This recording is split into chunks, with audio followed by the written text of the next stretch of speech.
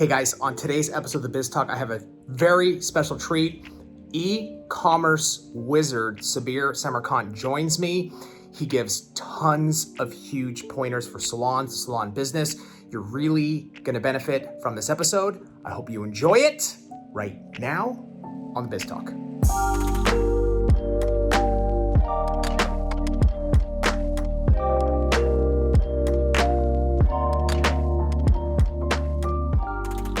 All right, I am really excited to have a very special guest on the Biz Talk today.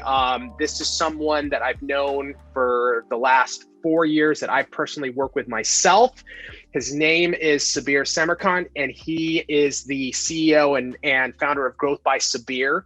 Sabir has an expertise in e-commerce practice. He's helped businesses with explosive growth. I'm talking explosive. His clients have ranged from startups to Fortune 500 companies. He worked alongside Gary Vee. That's how I met Sabir, and also founded Vayner Commerce there. And he's also strategic advisor to Matt Higgins, recurring guest on Shark Tank. Sabir, that's quite a resume, man. Thank you for joining us today on the Biz Talk. Thank you, Habib, for having me on the show. I really appreciate you getting me on here. And my goal personally is to deliver $1 million in insights and strategy to your audience. And that's why I'm here. And thank you for having me here. Yeah, man, absolutely. And I know you will. And just so that, our audience is aware, like Young Nails, I worked with Sabir very closely when we were basically building out our e-commerce business, our whole content marketing strategy with VaynerMedia. Sabir was a huge part of that. And he actually came down and visited our business at one point. And in one day, he literally was able to increase our efficiency 10x. So we were implementing stuff on the fly, and the cost of those was virtually nothing. I think we figured it was $45 in cost, and but the efficiency went up 10x. So you were getting upset, by the way, when I was asking you. I go Habib, where is there a Home Depot nearby you? Remember that comment? Yes. I'm why is he talking about Home Depot? Does he want to go to Home Depot on his trip here from New York because Home Depot in California is special? I said, yes. No, you just need to buy screws and nuts. That's what you need. And that's where you're going to spend your $45. Correct. And we did, and it worked like a charm. So I'm excited because I really think that you're going to be able to bring the beauty industry and salons in particular. I mean, that's who our audience is, real value, and help them kind of just figure out ways of how they can grow their business, especially today in this climate, Sabir, with COVID. It's very challenging. But the first thing I wanted to ask you, man, is just if you can just give a quick kind of 2-minute background, your experience, what you've done, your accomplishments. That way we can get a sense of you. All right, sounds good. So actually, Sabir as a kid started out from college being a computer scientist. So I'm a computer scientist with more than 20 different computer languages under my belt. Oh my so God. that's my background, right? And a mathematician, physicist, and a computer scientist. That's who I am. So combine Sheldon Cooper from Big Bang Theory with several of the guys he has. That's me, just combined together. That was my background. So funny enough, as I started, I was actually coding a lot. I was a very master coder. I was really, really good at launching and developing a lot of the code. So a lot of the infrastructure you see in e-commerce and take it for granted, I actually created a lot of that stuff from the ground up. I actually engineered the solutions that you see as an everyday thing, right? Wow. For example, a search engine for e-commerce didn't exist.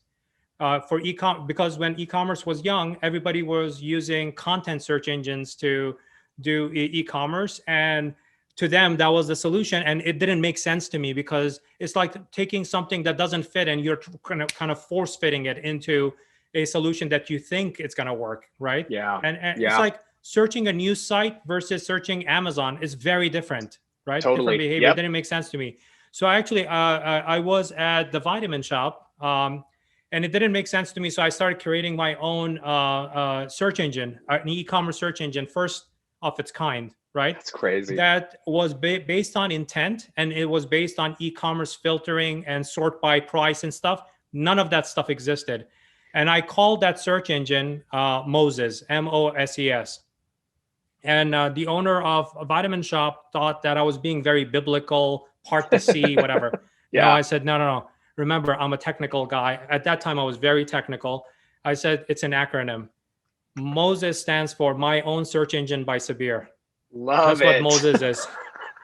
That's what it is. It's no parting of Red Sea. I'm not taking people to the promised land. None of that stuff, I'm not being religious here. None of that stuff. It's completely, purely technical. Because when I was writing up the words, I ended up writing my own search engine. I go like, wow, that spells Moses. So I said, the new search engine is called Moses, parentheses, my own search engine by Sabir.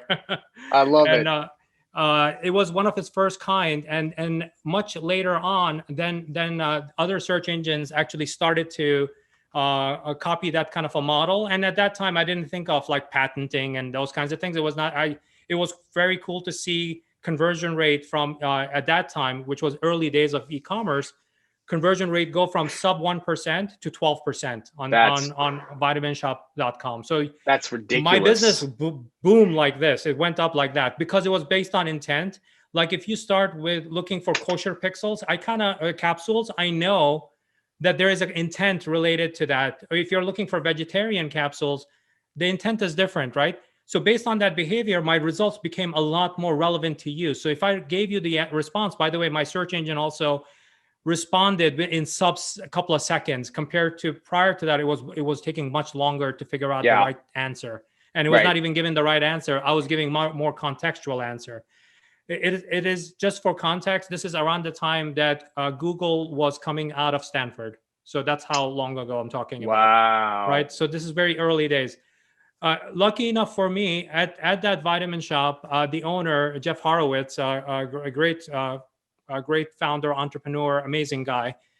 He believed in me to give me the opportunity to actually run a vitamin shop as a business. Wow. Because his argument was, hey, it's not a catalog. It's not a retail store. I have those guys. They have no idea how to run a website. You're already doing a lot of the engineering things. I'm going to teach you the vitamin business. You keep on doing your thing that you think is right. If you have any questions related to how the vitamin business works, come and talk to me and I'll help you with that. But you take it and run it. When I took over, vitaminshop.com was a bankrupt company. Actually, I cut my finger moving the servers because he bought the assets from a bankruptcy court. Okay. And then I put it together. I started building the team together. And from there, I grew it from bankruptcy. Literally, it was zero at that time.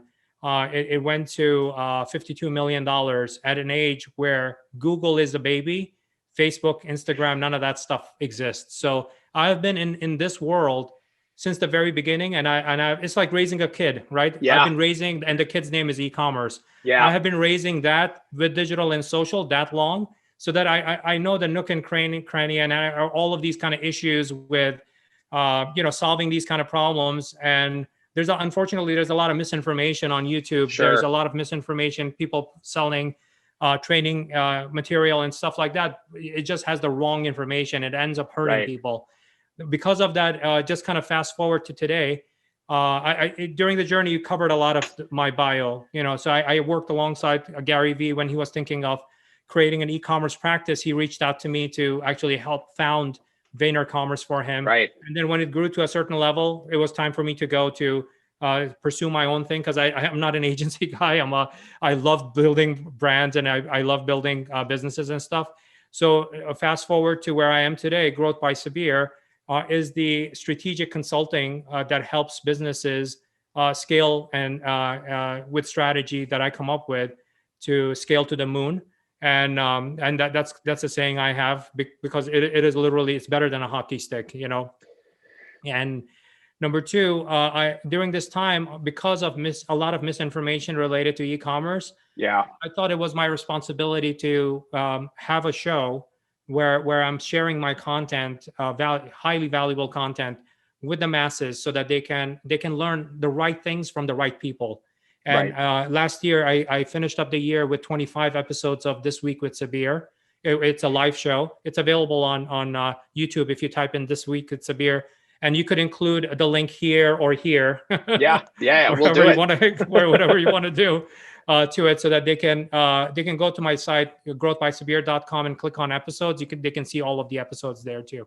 Perfect. So it's very clear, like e-com, like how has that, like just in the last like 3 to 4 years, how much has e-commerce changed? The world of e-commerce changed in your view, man? Like how has it really taken just a complete different turn over the last like 3-4 years?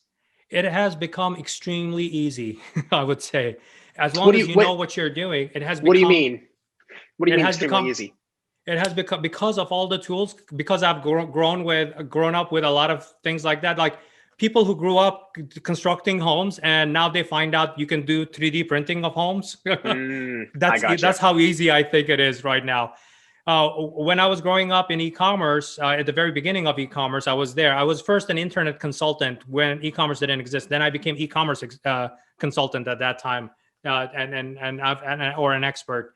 So having tools like Google platform, having Facebook, having Amazon, right? And now, as of a couple of months ago, Walmart also opened up their marketplace for people to sell their products. Right. Do you know how much of a godsend those 4 platforms are? Like as long as you're not retailing other people's products and you're selling something that's unique, it's a tremendous opportunity for you to launch and scale businesses. This is why you hear startups that scale like this, and they go so much quicker, because that process of growing the business, the amount of time it took for Google to build up its search volume, it took a split second for Facebook to do it. Right. Do you know how long it took TikTok to build the same audience that Facebook? It took Facebook that long. Right. Even a further microsecond. On a time scale, right? And that's my point. Like you get businesses that, like Amazon, it took them 25 years to grow to where they are, right? But then you get businesses now today, they might be selling just the like razor blade, right? Dollar Shave Club, for example. Right. And they scale like this, right? Or you get, for example, a shopping app that rarely anybody knows what they are. Wish. I don't know if you know what Wish is. I do. So Wish app has ballooned like this, even if you compare the story of Walmart against Amazon, you can see that how people leverage the platforms actually has sped up. So if you have those kind of enhanced tools to help you, if you want to know how many 45 to 54-year-olds exist in your town in Orange County, right? You want to know how many of them, and how many are male versus female, how many of them spend money on makeup, right? What else do you want? It's like it's shooting fish in a barrel. Fish in a barrel, yeah. So by the way, my analogies and these things actually are horrible. So if I'm wrong, please correct them. Not what my intent is, but what the analogy is. You got it. So it's so true, man. It's like, it's funny because I'll talk to a lot of like nail techs and salons, and they're like, I need to start a website. How do I do this? And it's like, you can go to Shopify or BigCommerce, any of these platforms, and literally they'll walk you through it, and you can make it look like you spent $1 million on this. And as long as you put in a little bit of time, it's so easy to just get something up and running, Sabir, like super fast, as opposed to like, let's say 5, 6, 7 years ago, you had to hire a team of like hardcore designers, right? I mean, if you're going to go a little more complex on a website design, you still need to hire some people that know what they're doing. But for the most part, if I want to start a coffee business right now or my own salon, dude, I can do it, and I can get a website up like that because the tools, they make it so much easier, right? I mean, it's just through Shopify and all these other platforms, Squarespace. Google, Squarespace. It's super easy, right? Yeah, extremely easy. So it's if I was a nail salon, right? Like, let's say I don't even do e-commerce. I just want to do scheduling of my appointments, and I want to acquire customers. That's it. That's all I want to do, because that's what I'm good at. Whether I'm a hair salon, I can do nails, any of those kinds of things, I can go to Squarespace. They literally, like to your point, they walk you through the wizard. Give me your name. What kind of services do you provide? You just type those things in. It's a Q&A. After you go through that process, they go like, would you like to add a scheduling to your website? Yes. Okay, there you go. Boom. So now once you have that, now your site is set up. You can get a domain name, which you could do through Squarespace also. Let's say if the answer is not Shopify, right? Let's say if you you don't want to do e-commerce, you just want to do scheduling and you want to drive traffic to your nail salon to make appointments. That's what you could do. And then now, once you have your website, the very next thing I would do would be make sure that I have a social media accounts, especially at a minimum, I should have Facebook and Instagram at a minimum. You could play on so many other platforms, but it's like crawl, walk, run. It's like take the baby steps first. Nobody can become Gordon Ramsay overnight, so don't do that. You're going to crash and burn badly. Right. And not everybody's Gary Vaynerchuk. You can't be realistic and kind of, I would rather you make progress and inch progress every day, because now you're like 36.5 inches ahead, compared to like fearing technology and not taking any steps, which ends up being happening. Like, oh, it's too complicated. I don't know. Somebody told me Shopify or this or that, it's too much, blah, blah, blah. Then you're not doing anything. I would rather have you do a little bit at a time. If you see that you have time from on Saturday nights from 9 to 11 p.m., right? Store is closed. There's nothing else going on. You could be watching TV. You could put the TV on, take your laptop, go on Squarespace, open up an account, start typing it in. Let's say it takes you 2 hours that night to at least set up the account. Sunday, you found a couple of hours there, here, maybe half hour. You could even edit some of these sites on, the biggest computer of them all, this. That's it, man. That's it right there, you could edit it on this. I mean, you don't even need a laptop to do it. So literally there's zero reasons. Like most people either have an iPhone in the United States, 58% of people, or they have an Android phone. Right. Both of those things allow you to edit Squarespace sites, and you don't even have to have a computer. So that excuse is out, Yeah. So if you could move on, that and just take that step, you'll make progress. Like where you are today, by end of January, every night spending half hour here and there, putting just a little bit of progress at a time. Like within a couple of weeks, you will have a site done, pretty much, right? And you can select one of the themes that looks the prettiest to you. Yeah. So that's something new that I learned was just even going through Squarespace and it for scheduling purposes, because you're right, Sabir, like salons, it's not really e-com. And that's one of the things I was going to talk to you about, but you just jumped right into it. Salons are more, I'm like a mind reader, by the way, too. I know you are. I know you are. You are constantly reading my mind. But so for sure you'd recommend, like Squarespace is great for scheduling. That's kind of your recommendation. Yeah, I mean, I would go with that. First of all, you get a pretty site because you can select one of their default templates. It's going to be very good. The font sets and everything, because the way Squarespace was built was for people who don't know how to handle WordPress. Yeah, Squarespace is a pretty good site. By the way, my site, growthbysabir.com. Yeah. Even though I'm heavily technical and everything, I didn't want to spend too much time on it. Yeah. I actually went with Squarespace myself, so I can tell you. I love it. I love it. I love it. So, no, it's perfect, man. And a lot of, can you just talk about this a little bit, Sabir? This is one of the big issues that I see a lot of like salon owners and nail professionals. They're constantly talking about like, oh, but I'm not a designer, and I need to hire somebody and spend the money. My pictures don't look good. Like, well, what if my site, I'm not happy with it? And they get wrapped up in this idea of like, they want it to look perfect. So like, I love what you just said about how you did your own site. It was kind of a nice segue into this. How would you respond if nail professionals were like, well, Sabir, I'm not a designer, and like my stuff doesn't look good, and I want it to be like perfect before I launch my website. What would you say? Yeah. So when you go with a platform like Squarespace, what I can tell you is you have to go out of your way for your site to look bad. I love it. That's how much control they give you, including access to stock photography. stuff like that, right?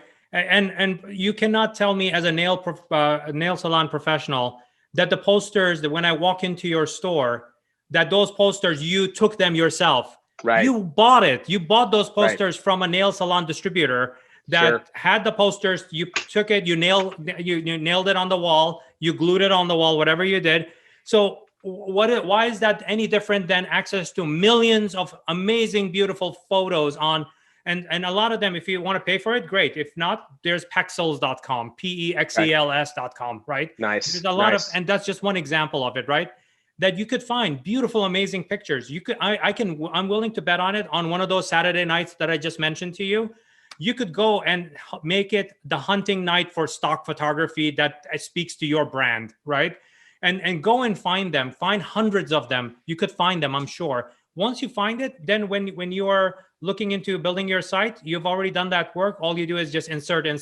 I would even do it while I'm doing it, while I'm in that creative zone to actually find the photo. Once you find it, then a platform like Squarespace allows you to trim it, crop it, whatever you want to do, resize it, whatever. It takes care of it. You have to, like, literally what I'm saying to you, you have to go out of your way for your site to look bad. You know, that's how much control that they have around that, so that and don't dwell on a lot of those kind of details. You would rather not launch any site than to launch a site where your customers are serviced and you can find new customers. If you live in an area, a populated area like Orange County, wouldn't you want to actually create an experience and ability to do scheduling and stuff to drive traffic to you? Because you could do then, you can do local SEO, you could local search engine optimization, where you're submitting your site and saying that, oh, I'm located and you drop a pin on a map, right? I'm located right here at this address. And my salon hours, you know, here's my website so people can actually experience you. And you have your scheduling. Boom, they press it, they go like, I want the 7 p.m. appointment. Totally. Boom, you're done. Now you're taking appointments online. With it, you can also, the side effect of doing that is not just scheduling. The side effect, this is something that a lot of people, when they come from retail, they don't realize this. The good side effect of it is you could actually start creating a customer database, which you don't have when you have a retail foot traffic that comes in. But imagine if that was driven by digital foot traffic, meaning that they went to your site, they did the scheduling, they told you everything. I like to use Amex here's where I live, and I'm going to come in on 7 p.m. and this is the product I want to buy from you. Right. They booked it. Done. That's a lot of data. Yeah. How important is that? Like, salons would never think about building a database, Sabir. They just wouldn't. I mean, how important is that today? Like, especially like since we're living in e-com world now, how important is that, man? Extremely important. Like, in order for you to be successful, like let's say this is something that happens with every retail space, right? The landlord comes in and says, no, I'm going to give the space up to a new restaurant that wants all of the 4 units, right? And they will demolish the walls and they want that. There you go. Your location is gone. Location, gone. Gone. Right? Gone. Yes. The only way you could move that to say, hey, we are moving 2 blocks up or 3 blocks up or whatever. Imagine if you had your 1,000 customers in a database. You know what that is? It's few emails. You're sending few emails. You're sending few SMS messages, right? You could collect SMS also, you know, people's mobile phone numbers. Go like, hey, we're going to have a grand opening at our new location. Right. And now it was not a disaster. It's a new location because you are moving on up, you know, and now you're turning that into a great experience that now in your grand opening, people are booking you because you're giving them some sort of a special. And given the current world events that are going on with the pandemic and all those kinds of things too, one of the obvious things that you could do, and I think I may have texted you about this, Habib, I said that share this hint with you know, this tip with your nail salon customers.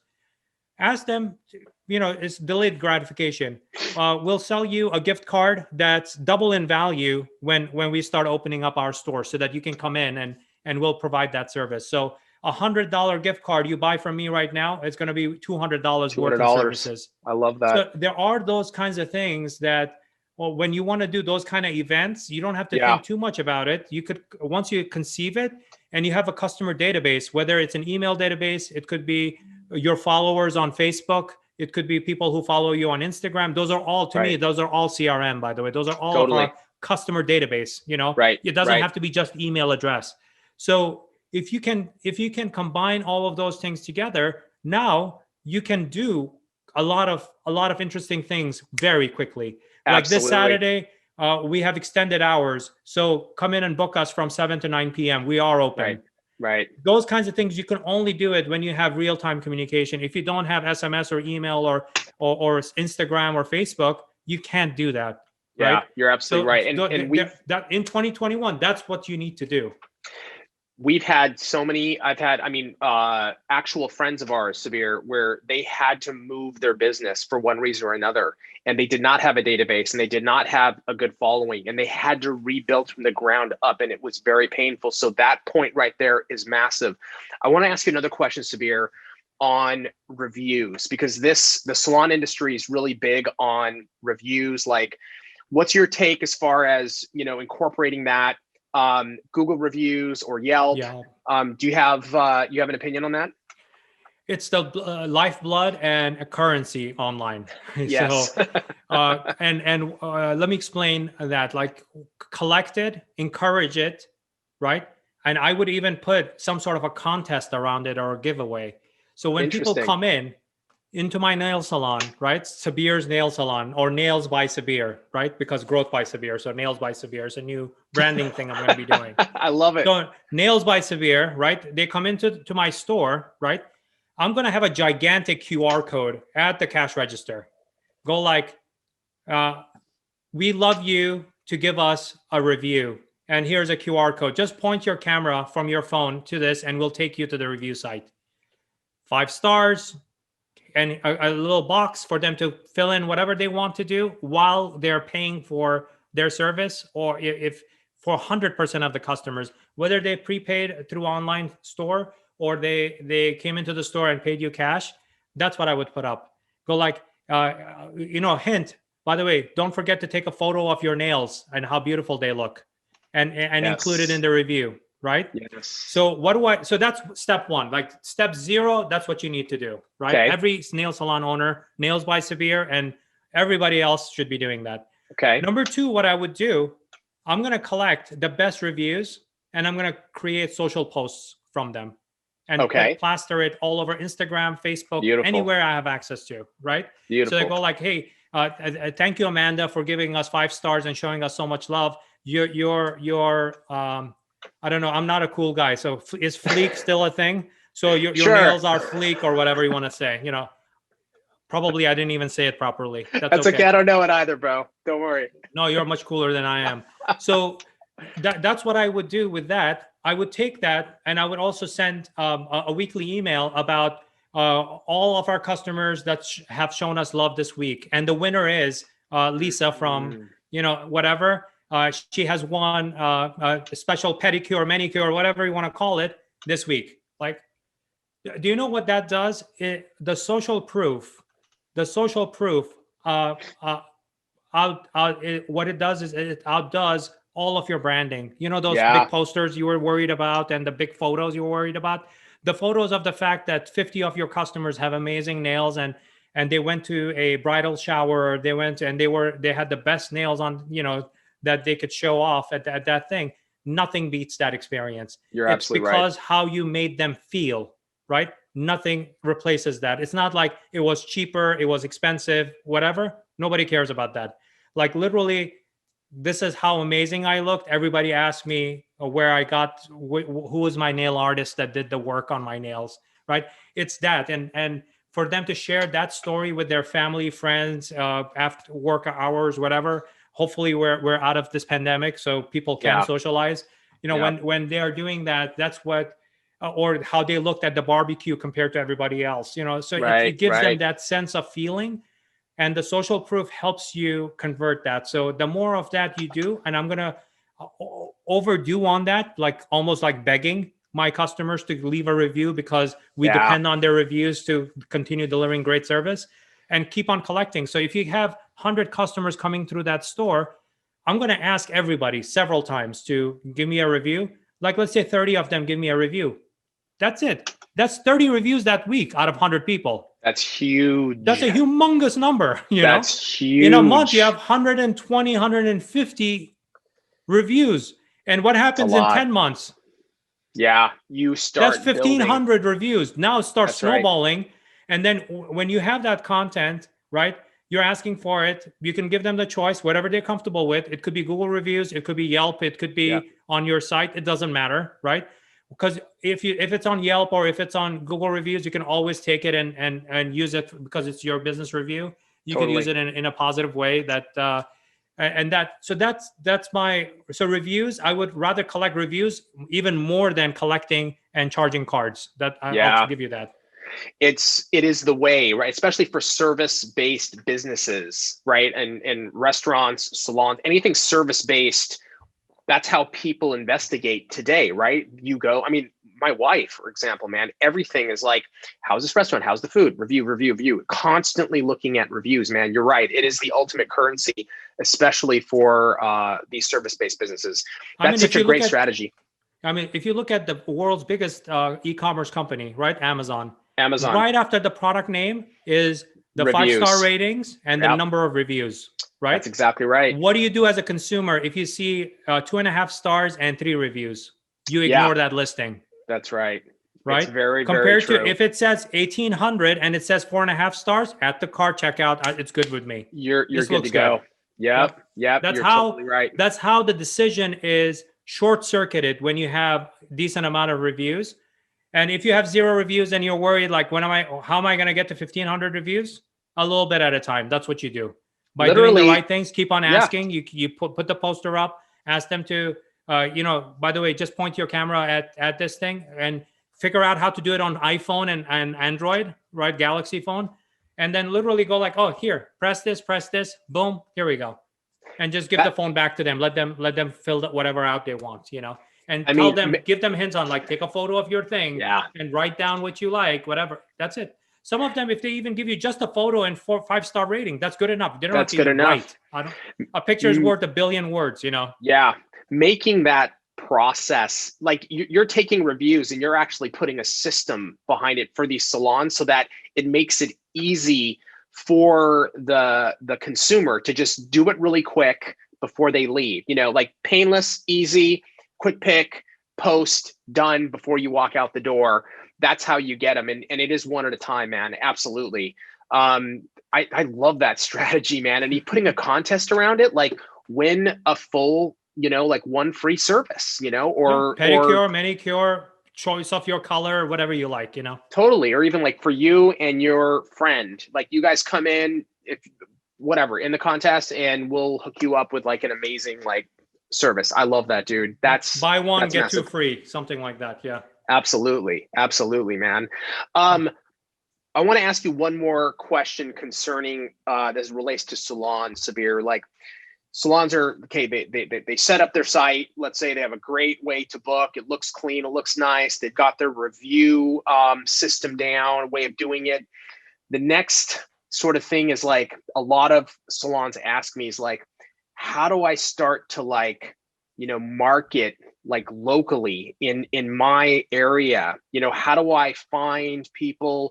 What do I do on social media? How do I start? Because you talked a little about targeting earlier. I want to kind of just, jump into that and give them an idea of what they can do. Sure. So I'll start first actually on the non-digital stuff. Perfect. I have nailsbysabir.com, right? Okay. And I have my website. It allows you to do scheduling, and I'm collecting reviews now, and it has a lot of good content now, right? What I would do additionally is at the cash register, I will put a nice banner up. It says visit our site, nailsbysabir.com, and you can book your appointment. Give them the convenience, right? So that next time you don't have to pick up the phone to call us. You can just go on your time. Whenever you want to book your time, you can just book and find out what slots are available, right? Okay. Give them the convenience. Outside on the window, go like visit our website, nailsbysabir.com, right? If you're printing out a receipt, put it at nailsbysabir.com. Like, think of all of the placements that, would gain you, even if it's 100 people per week or 50 people per week, they could be walking billboards, right? And I'm sure that every nail salon sells something on at their store in addition to the service they're selling, right? Young nails, bottle of whatever they're selling, right? Or it's available to them. They say, oh, you got to get this a good coating on top of your nail, whatever is going to keep the color for longer or whatever, right? So if they're selling that, the bag that they have should also have that kind of a name on it. So that's all of the non-digital stuff I would do at the store to kind of brand the store up, to make sure it has the .com on it. I would put the Facebook thing on it and say at Nails by Sabir, Instagram at Nails by Sabir. So boom, I'm covered from a non-digital standpoint. Correct. Now, what I would do on the digital side, there are two schools, right? One is organic and the other one is paid. I'll explain both of them. So organic, every business should definitely have a social media account, and they should make sure that at least Facebook and Instagram, especially in the nail industry, I think Instagram plays a bigger role. Totally. I would definitely do that. And you can, when you are posting on Instagram, think about the hashtags that's related to your industry. Don't overdo it. Like if you do about 3, I think it should be fine. Like nail artist and stuff like that, you should put that in there so that if you're especially if you're a nail artist that produces amazing results, I would go out of my way to actually after I finish the work, go like, hold your hand here. Are you okay with me taking your photo? Yes. Okay. Boom. Take a photo. It's going to go up on my social media and a website. Take a look at it and like it when you see it. Right. Perfect. So I would start putting that stuff up. It's free, right? Everybody, Instagram doesn't charge you a subscription fee, so it's free. Right. So all you have to do is the onus is on you to produce your content. I mean, if you're doing 100 nails a week, I would, or 100 hands a week, or 200 hands, because it's 2 of them, right? 200 hands a week. I would take, 200 photos or 100 photos and sift through them and see, and keep on publishing. Just keep on publishing. Make sure you have the hashtag. If you have a name for the different artwork that you're doing, put that on there, or the kind of, the nail, whatever it is, the colors and stuff. And that's the creativity of your words, of how you describe the work you have done, right? And keep on posting that stuff up on Facebook and Instagram. Definitely on Instagram. If you don't have too much time for Facebook, don't do it. Just go with Instagram for now, right? The other thing I would do is I would submit the site to Google for search engine submission, so that people, when they're searching for things, for anything related to nail salon near me, is an actual search people do on Google. Right. So if they're typing that in, and if you're in that vicinity, Google is going to recommend your store. Make sure that you own your location on Google, because it allows you to say that I'm a business. So Google My Business is a service Google provides. You go in, you put your address in, you say that this is where I'm located.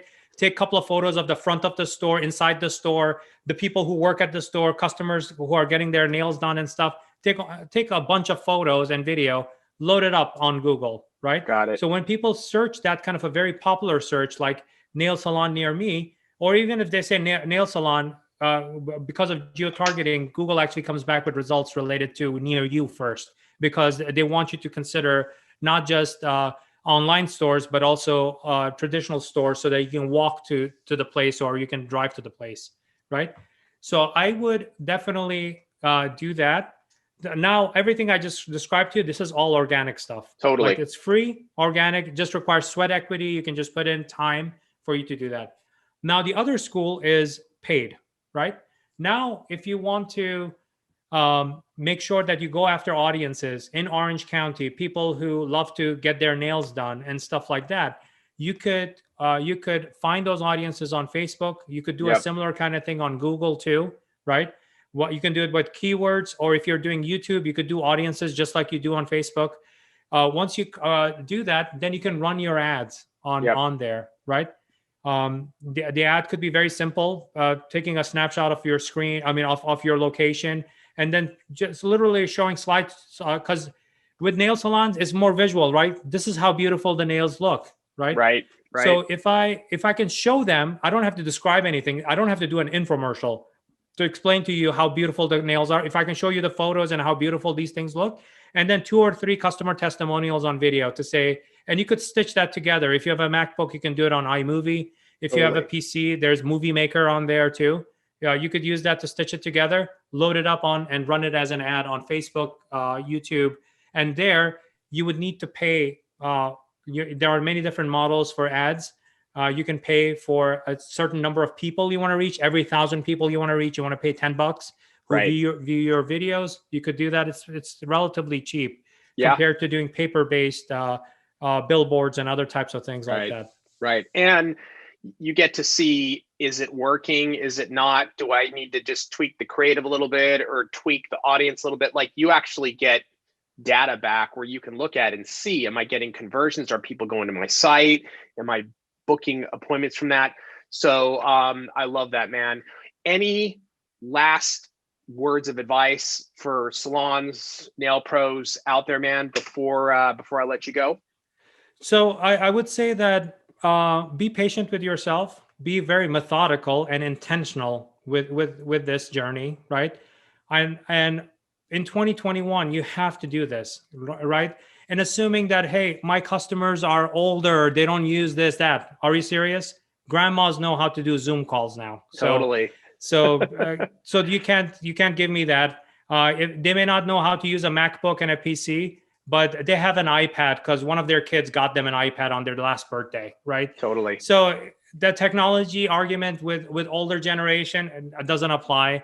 If you are younger, definitely you should 100% do it. If your audience that comes through your doors are 18 to 24, there's no reason for you not to do that, right? You have to do it, right? And everyone in the middle that works in any kind of a work capacity.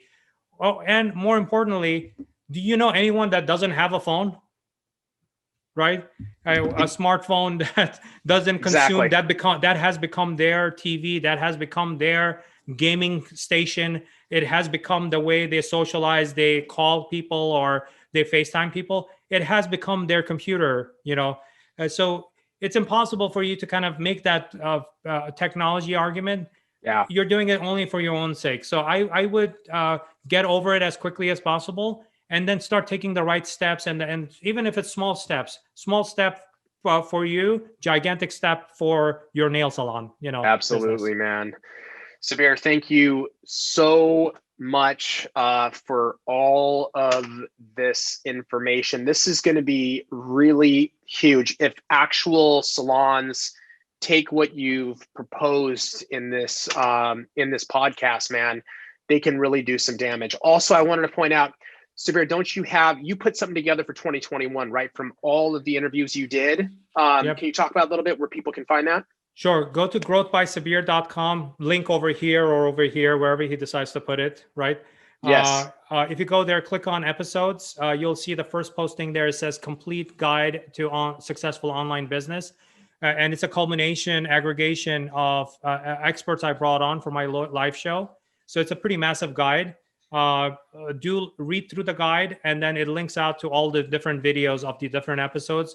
And what I did was I brought on guests that were top experts in their field, like influencer marketing to content generation to, you're going to see a lot of names in there that are very top talent in the world, that I brought them on there to give their expert advice. The minimum threshold for them to get in as a guest was to share at least $100,000 in their expert. So each one of them delivered at least 100,000. For the likes of Neil Patel and Matt Higgins, these are gigantic names. They delivered over $1 million in expert insights. So these 25 episodes were gigantic. And this complete guide is available for free, no strings attached. The only string is I want you to take action. That's it.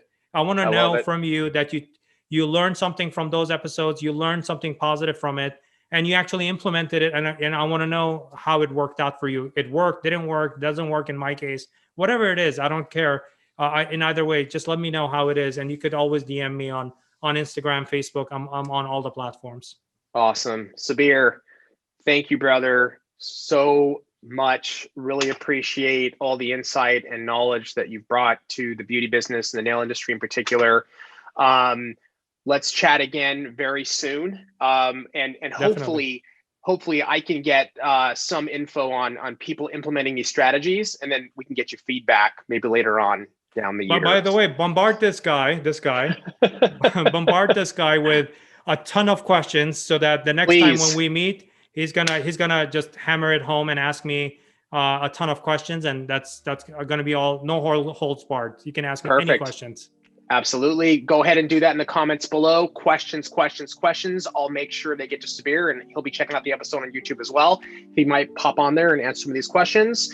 Will do. Thank you guys so much for joining us, and we'll see you next time on the Biz Talk.